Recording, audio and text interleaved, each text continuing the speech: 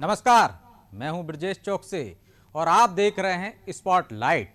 और आज स्पॉटलाइट में बात करेंगे, निषाद लगाएंगे नैया पार की। उत्तर प्रदेश में 2022 के विधानसभा चुनाव का रण सजकर तैयार हो चुका है। सभी दल खुद को मजबूत करने की कोशिश में जुटे हैं। सपा जहां छोटे दलों के साथ अपने चाचा शिवपाल यादव से गठबंधन कर जीत की राह तलाश रही है, तो वहीं भाजपा इस बार निषाद पार्टी को साथ लेकर उतर रही है। लखनऊ में केंद्रीय गृह मंत्री अमित शाह, सीएम योगी आदित्यनाथ और निषाद पार्टी के मुखिया ने संयुक्त रैली कर सियासी हुंकार भरी। जहां शाह ने विधानसभा चुनाव में जीत का दावा किया, वहीं निषाद पार्टी के अध्यक्ष ने साफ तौर पर यह संकेत देने की कोशिश की कि प्रदेश के निषाद वोटर सिर्फ और सिर्फ निषाद पार्टी के साथ हैं।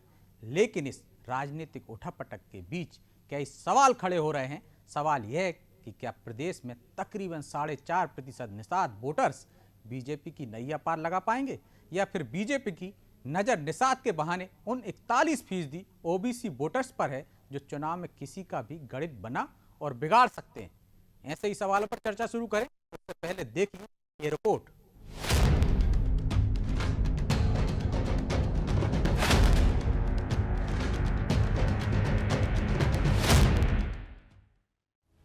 उत्तर प्रदेश में 2022 के विधानसभा चुनाव का शंखनाद हो चुका है।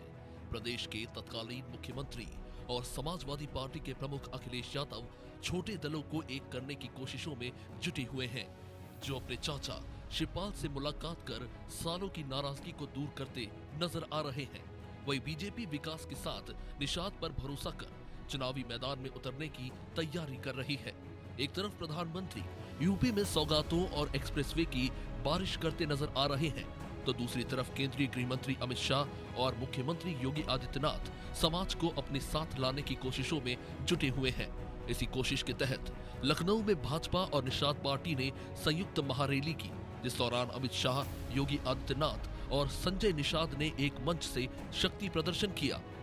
लखनऊ की रमाबाई अंबेडकर मैदान में सरकार बनाओ अधिकार पाओ रैली में अमित शाह ने यूपी में फिर से एनडीए की सरकार बनाने का दावा ठोक दिया है। साथ ही कहा कि बीजेपी सरकार गरीब, पिछड़ों और दलितों को समर्पित है। वहीं मुख्यमंत्री योगी आदित्यनाथ ने मंच से सपा बसपा पर जमकर निशाना साधा, तो निषाद पार्टी के राष्ट्रीय अध्यक्ष ने ऐलान कर दिया है कि निषादों का वोट सिर्फ निषाद पार्टी का है। योगी जी ने बड़ी दृढ़ता के साथ उत्तर प्रदेश से भ्रष्टाचार को तिलांजलि देने का, उसको मुक्ति देने का कार्यक्रम हाथ में है कि बहन जी और बबुआ दोनों के राज में जो भ्रष्टाचार का अड्डा बना था, आज वो सेवा का माध्यम बनकर उत्तर प्रदेश की 22 करोड़ की जनता का सेवा कर। देश और दुनिया का कौन ऐसा निषाद समुदाय का अनुयायी होगा जो प्रभु श्री राम के प्रति श्रद्धा का भाव न व्यक्त करता होगा? याद करिए जब भगवान राम को 14 वर्षों का वनवास मिला था, तो सबसे पहले भगवान राम की अगवानी और भगवान राम का विश्वस्त मित्र बन करके जिन्होंने कहा था कि हे राम, आपको अयोध्या से निकाला गया होगा, मेरा जो श्रृंगवेरपुर का राज्य है आप इसका राज करिए, मैं आपके साथ खड़ा हूं।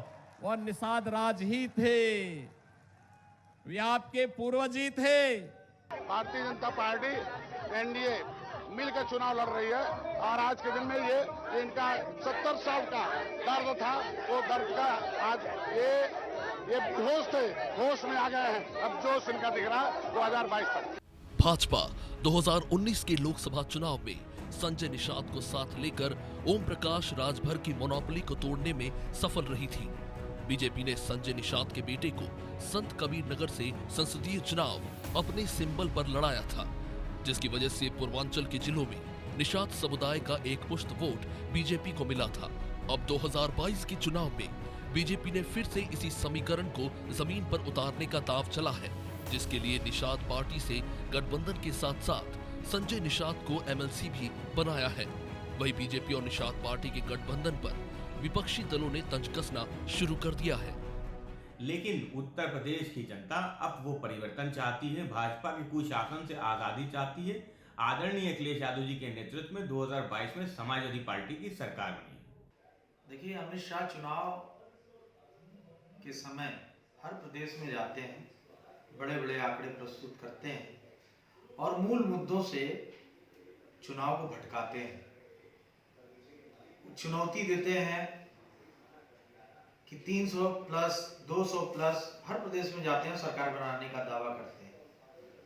मगर पिछले कई चुनाव में आप देखिए उनके सारे दावे हवा हवाई रहे।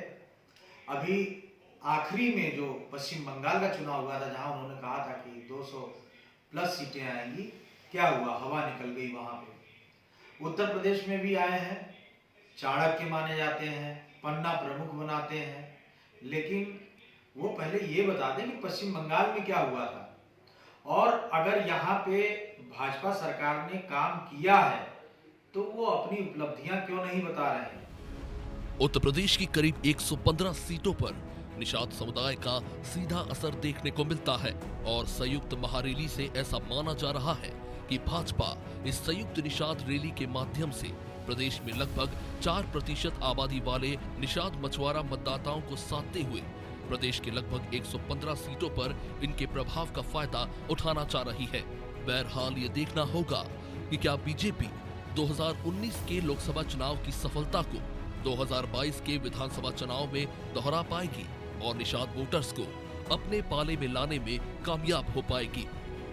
ब्यूरो रिपोर्ट, अनादि टीवी।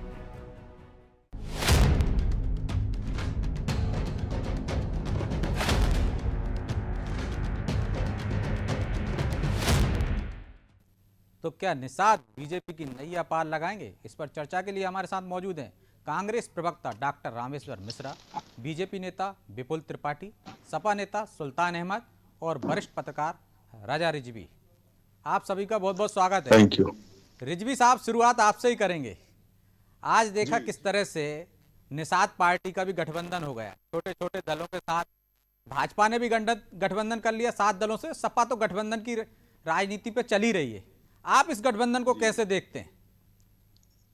देखिए, ऐसा है कि निषाद पार्टी, डॉक्टर संजय निषाद ने जो आज रैली कराई थी रमाबाई अंबेडकर पार्क में, उस रैली में अमित शाह जी आए थे और अच्छी संख्या वहाँ जो है निषाद समुदाय के लोगों की थी। और ये सही है कि निषाद समुदाय जो है गोरखपुर, बलरामपुर, श्रावस्ती, बहराइच और इधर आपका बनारस से लेकर कई उनकी जनसंख्या अधिक है।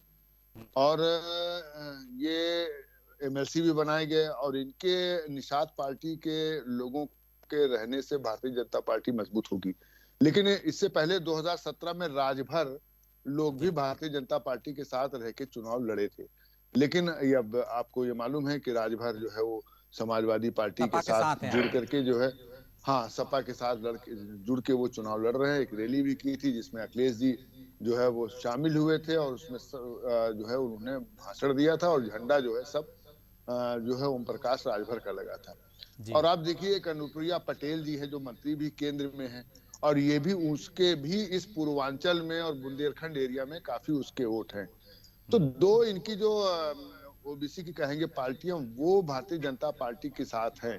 लेकिन हमें देखता है अभी कुछ दबे जबान से ये भी आ रही है कि अनुप्रिया पटेल जो है वो 2017 में तो यहाँ समर्थन में थी, लेकिन हमें लगता है केंद्र में मंत्री होने के साथ साथ अब उत्तर प्रदेश में क्या वो कहना चाहती हैं, साथ मिलकर लड़ेंगी चुनाव की नहीं लड़ेंगी। लेकिन दबे मन से कहीं ना कहीं आवाज ये उठ रही है कि वो भी जो है कुछ न कुछ इस पर चर्चा करेंगी, रहेंगी कि नहीं रहेंगी। तो अभी तो पटेल समुदाय, अनुप्रिया पटेल समुदाय, उनकी पार्टी, उनके पार्टी के लोग समर्थक बीजेपी के साथ हैं।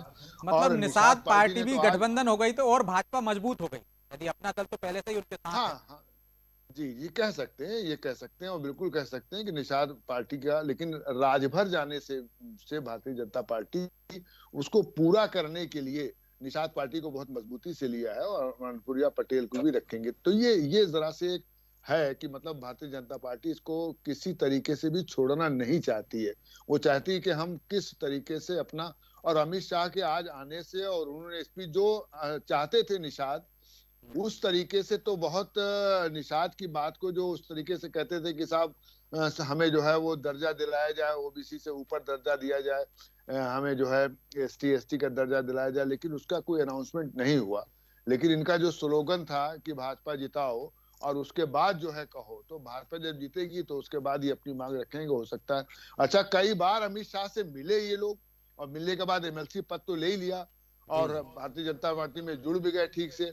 और आप देखिए यही निषाद पार्टी जो है, जब बाई इलेक्शन हुआ था तो गोरखपुर से ये समाजवादी पार्टी से मेंबर ऑफ पार्लियामेंट हुए थे, लेकिन बड़ी समझदारी से योगी जी ने इनको अपने साथ ले लिया और अपने साथ ये लोग आ गए और अमित शाह से बात करके अच्छे तरीके से आज रैली भी ठीक ठाक बहुत अच्छी रैली थी। त्रिपाठी जी, बड़ी समझदारी दिखाई योगी जी ने कि निषाद पार्टी को अपने साथ ले लिया। क्या ये राजभर की कमी पूरी कर पाएंगे त्रिपाठी जी?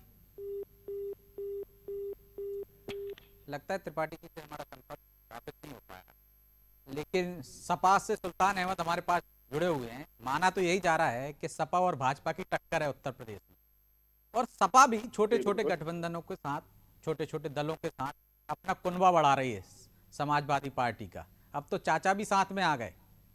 क्या कहेंगे निषाद पार्टी के भाजपा में गठबंधन करने पर? देखिए, निषाद पार्टी या निषाद समाज से समाजवादी पार्टी का पूरा सरोकार हमेशा से रहा है जी। निषाद पार्टी के जो नेता, लेकिन आप साध नहीं पाए उनको और वो ले उड़े।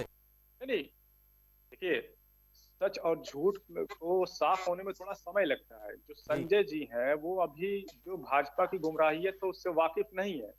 क्या एक बार भी अमित शाह ने ये कहा कि हम आपको अनुसूचित जाति में डाल देंगे? एक बार उन्होंने अपने पूरे भाषण में नहीं कहा। संजय निषाद जी जो उनका अपना मोटिव है वो बिल्कुल साफ मोटिव है। हर आदमी को अपने समाज के विकास के लिए भाई जागरूक रहना चाहिए। वो तो बड़े बेलौस होकर के अपने समाज के लिए लड़ाई लड़ रहे हैं और लड़ना भी चाहिए, क्योंकि निषाद समाज शैक्षिक, आर्थिक सारे रूपों से बहुत पीछे है। तो अगर वो एक रिजर्वेशन की मांग कर रहे हैं कि रिजर्वेशन के जरिए हमारा समाज आगे बढ़ जाएगा, तो क्या अमित शाह जी ने उसको लालच कहिए या उनका अपना एक त्याग बलिदान कहिए, उस अनुसूचित जाति में जाने की और उसका रिजर्वेशन पाने का जो उनकी मंशा है, क्या उस मंशा पर अमित शाह ने एक बार भी जबान खोला कि हाँ हम आपको अनुसूचित जाति में डाल देंगे? अब अगर डाल देंगे तो क्या अनुसूचित जाति का जो परसेंटेज है उसमें से काट के डालेंगे या अनुसूचित जाति का परसेंटेज को हम बढ़ा देंगे? ऐसी कोई बातें उन्होंने स्पष्ट नहीं की। तो संजय निषाद जी, बिल्कुल आपके साथ धोखा होने जा रहा है। ये भाजपा सरकार पिछले आप कई सालों से लगे हुए हैं अनुसूचित जाति में निषाद समाज को डालने के, लेकिन ये सिर्फ आपको इस्तेमाल कर रहे हैं। अभी भी समय है, आप इनको समझ जाइए और लौट आइए। त्रिपाठी जी, सुल्तान अहमद कह रहे हैं कि आप धोखा करने वाले हो निषाद पार्टी के साथ, और क्या निषाद पार्टी आपके साथ आ गई तो राजभर की कमी पूरी कर देंगे? ये देखिए, भारतीय जनता पार्टी किसी भी दल, किसी भी जाति विशेष वर्ग से धोखा नहीं करती, ना ही जो है कभी इसके मैन्युफैक्चरिंग में रहा है। जिस जाति, मजहब और धर्म की बात कर रहे हैं हमारे मान्यवर, वो जिस पार्टी में होंगे, आपने देखा कि हर पार्टियों ने अपना एजेंडा तय किया है कि हमको ओबीसी के साथ रहना, हमको अनुसूचित जाति का, हमको अल्पसंख्यक की राजनीति करनी है। मगर भारतीय जनता पार्टी ने कहा कि हमको सब सारे दल के बिरादरी के लोग, सारे जाति के लोग हमारे अपने हैं। और भाजपा ने आज नहीं, 2014 के पहले भी सारे दल को मिलाकर के सारे लोगों को एक करके राजनीति करती है। भाजपा की ना पार्टी है, ना परिवारवाद है, ना जातिवाद है। भाजपा केवल जो है पूरे जनमत खुले के साथ चलने वाली पार्टी है। लेकिन सपा के सुल्तान अहमद जी कह रहे हैं कि आपने जो उनकी प्रमुख मांग थी, अमित शाह जी ने वो मंच से मानी नहीं है कि हाँ हम आपको अनुसूचित जाति वर्ग में सम्मिलित कर लेंगे, तो आप धोखा ही करने वाले हैं। देखिए, मैं फिर अपनी उसी बात को दोहराता हूँ कि हमें किसी एक जाति की चिंता नहीं करी। हमारे लिए सारी जाति के लोग बराबर हैं, ना हमें किसी जात की। मैं फिर अपनी उसी बात करता हूँ कि हमारे लिए घोषणा कर दीजिए कि हम उनका। देखिए, ये घोषणा आपके नेता लोग करते हैं कि किसी को जो है पिछड़ी जाति का, किसी को ओबीसी का, किसी को एसटी का, और आपके और माननीय अखिलेश जी कहते हैं आपने भी घोषणा नहीं की होगी ना, इसलिए तो आपके पाले से उठ के इस पाले में आ गए वो। उनको माननीय हमारे नेता कभी इस तरह का तुच्छ बयान नहीं देते कि हमको जाति विशेष की राजनीति करनी है, मगर अखिलेश जी खुलेआम खुले मंचों से कहते हैं कि मुझे अनुसूचित जाति का मैं नेता हूँ। मायावती कहती है मैं पिछड़ी जाति से हूँ, मगर भारतीय जनता पार्टी है जो सर्वदल की राजनीति करती है। उसके लिए कोई पार्टी कोई विचारधारा अलग नहीं, सब एक है उसके लिए। एक है तो भाई अधिकार दे दो, मांग रहे हैं दे दीजिए। चलिए सुल्तान जी मैं आपके पास आऊंगा, जब समय आएगा तो अधिकार आपके कहने पे ना हमारे कहने से दिया जाएगा। उनका काम है मांगना, हमारा सब समय आएगा तो सबको सबका अधिकार दिया जाएगा। मिश्रा जी, सपा भी गठबंधन कर रही है, बीजेपी भी गठबंधन कर रही है, आप भी गठबंधन का स्वाद पहले चख चुके हैं, तो क्या अकेले ही चलेंगे और जीत की कोई संभावना देख रहे हैं सिर्फ 40% से? जी ऐसा है ना कि बीजेपी गठबंधन जो पार्टी के अलग अलग लीडर्स जा रहे हैं तो अपने स्वार्थ निहित स्वार्थ में सब जा रहे हैं। जनता जो पन्ना प्रमुख है या किसी भी पार्टी के या किसी जात विशेष से निषाद जात के आज उल्लेख आप लोग कर रहे हैं, तो हर व्यक्ति महंगाई से बेरोजगारी से हर व्यक्ति त्रस्त है। जो इनका पन्ना प्रमुख है या जो किसी घर का है वह क्या ऐसा है उसको महंगाई से छूट है? हर व्यक्ति अपने लिए इसमें मुद्दों पे लड़ रहा है। आम जनमानस इसमें प्रताड़ित है, उत्पीड़ित है। वह इन गठबंधनों से प्रभावित होने वाला नहीं है। वह यह देखेगा कि जो सरकार हमारी संवेदनाओं को, जो हमसे संवाद स्थापित कर रही है, जो हमारी भावनाओं का कत्ल कर रही है, जो सत्य के साथ है उसके साथ जाएगी। हम भारतीय जनता पार्टी के जो आवश्यकता विकास की जरूरी है। अभी तक हम नहीं बोले थोड़ा आप हमको समय दीजिए।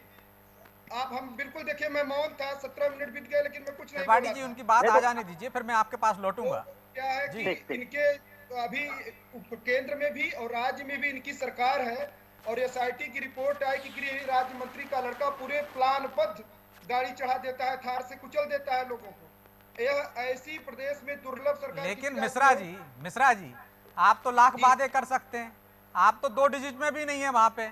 आप तो मुफ्त में सारी सुविधाएं देने की बात कर सकते हैं, आप बेरोजगारी भत्ता देने की बात करते हैं, लेकिन जहाँ आपकी सरकार है वहां तो आपने भत्ता दिया नहीं। मेरी एक छोटी सी बात आप सुन लेंगे तो आपको लगेगा कौन फाइट में है कौन नहीं है। 2012 के चुनाव में 47 सीट थी केवल भारतीय जनता पार्टी की और वहां से उठकर 325 सीट पे गई है। और यह परसेंट का खेल, जनता जब मूड बना लेती है ना, जनता इस समय इतनी उत्पीड़ित, इतनी प्रताड़ित है कि वह जब मूड बना लेगी तो आपको देखने में देर नहीं लगेगा कि आप चौथे से तीसरे पे, तीसरे से दूसरे और पहले पे पहुंच गए। लेकिन आप तो पश्चिम बंगाल में 47 से 0 पे आ गए। नहीं था ऐसा, हम लोगों के संगठन में कुछ कमी रही होगी उत्तर प्रदेश में जिससे हम लोग इतने नीचे गए। लेकिन प्रियंका जी के नेतृत्व में पिछले 2 साल में इतना मजबूत हुआ है कांग्रेस, और कांग्रेस के कार्यकर्ताओं ने जमीनी स्तर पे लोगों की बात सुनी है और लोगों के कार्य के अपना काम समझा है और कंधे से कंधा मिला के खड़ी रही। मिश्रा जी इतनी मजबूत हो गई आपकी कांग्रेस पार्टी उत्तर प्रदेश में, तो सीएम चेहरा घोषित कर दो ना प्रियंका जी को, और ज्यादा मजबूत हो जाएगी। यह क्या है ब्रिजेश, समय आने दीजिए। यह तो राष्ट्रीय कार्यकारिणी का विषय हो सकता है कि आपकी मंशा पूरी हो जाए, हम लोगों को भी एक अच्छा नेता यहाँ पे मिले, लेकिन यह तो राष्ट्रीय कार्यकारिणी का विषय है और हो सकता है कि वो जनता के लिए ऐसी कुर्बानी करें उत्तर प्रदेश में। मुख्यमंत्री का चेहरा हो सकता है प्रियंका जी हो और इससे हम लोगों को बल मिलेगा और कार्यकर्ता अच्छे से अभी भी काम कर रहे हैं और मजबूती से हम लोग चुनाव लड़ेंगे। ठीक है सुल्तान अहमद जी, आज योगी आदित्यनाथ ने तंज कसा है आप पर कि आपकी पार्टी बहरूपिया है, समाजवाद की बात करती है, गुंडावाद आता है वहां पे, आतंकवादियों को संरक्षण देने का काम करते हैं, आप बहरूपिये हैं।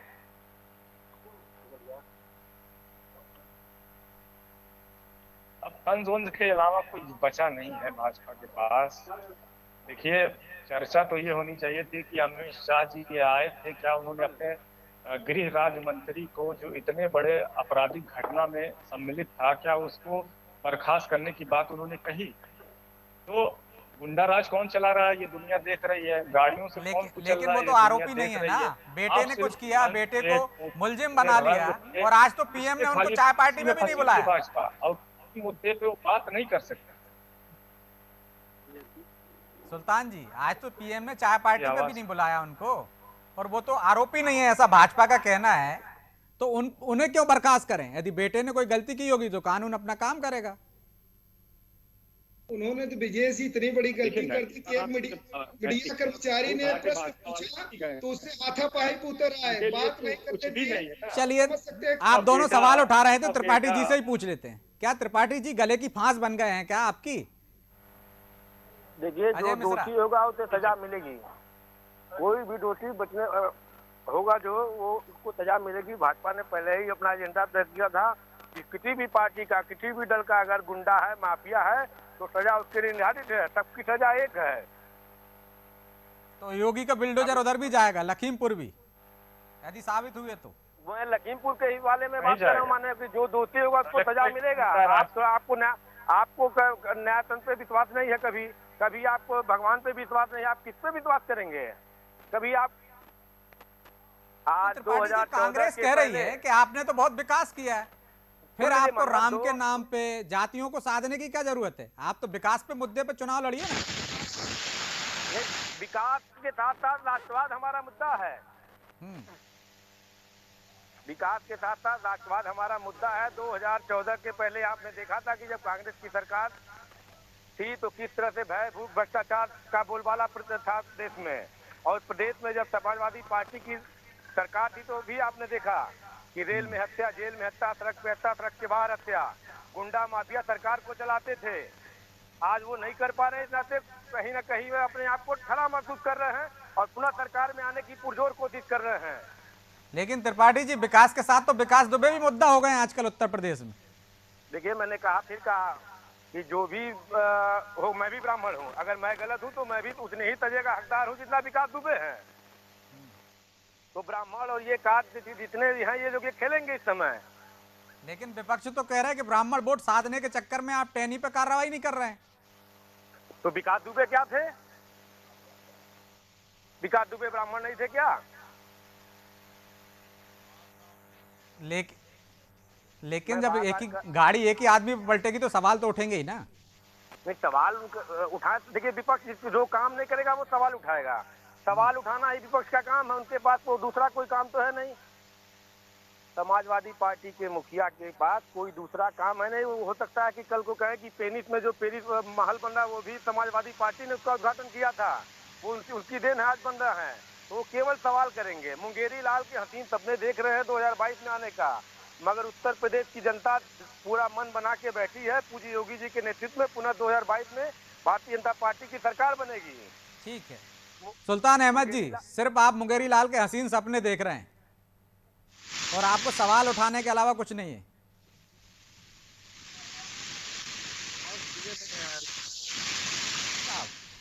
क्या लग रहा है आपको, निषाद पार्टी के इधर आने से और चाचा भतीजे के एक होने से दोनों पार्टियां मजबूत हुई हैं? रिजवी साहब, रिजवी साहब, आप मुझे सुन पा रहे हैं?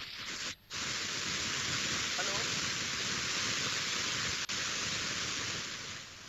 मुझे लगता है तकनीकी दिक्कत के कारण आपसे संपर्क नहीं हो पा रहा। रिजवी साहब, मिश्रा जी, टक्कर तो मानी जा रही भाजपा और सपा में। आप तो कह रहे हैं कि हमारी सरकार बन रही है, बेरोजगारी भत्ता देंगे। क्या 40% का जो फार्मूला आपका है यूपी से बाहर भी निकलेगा, पंजाब और अन्य 5 राज्यों में, कि वहीं तक सीमित है?